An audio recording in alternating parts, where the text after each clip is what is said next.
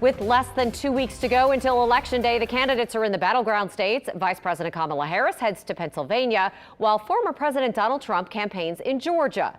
His campaign is dismissing an interview Trump's former chief of staff, John Kelly, gave to the New York Times. CBS's Natalie Brand has the latest from the White House.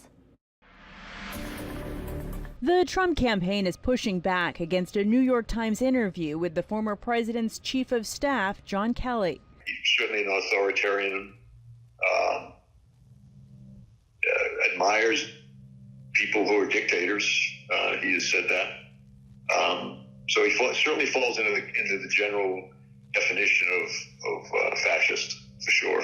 The retired general also said Trump demands loyalty to himself over the Constitution, and in response to Trump's recent comments about using the military against domestic opponents, Kelly said advisors repeatedly told Trump not to do that. Originally, the conversation would be, Mr. President, that's outside your authority, or, that's a routine use. You really don't want to do that inside the United States.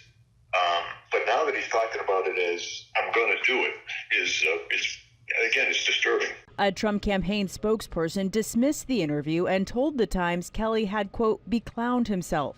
Back in August, Trump called Kelly, quote, dumb and a weak bully. Last night on the campaign trail, the former president made more disparaging comments about other retired generals who served in his administration. What a stupid group of people they were. Mattis, Milley. On the Democratic side, vice presidential nominee Governor Tim Walz cast his ballot in Minnesota Wednesday morning.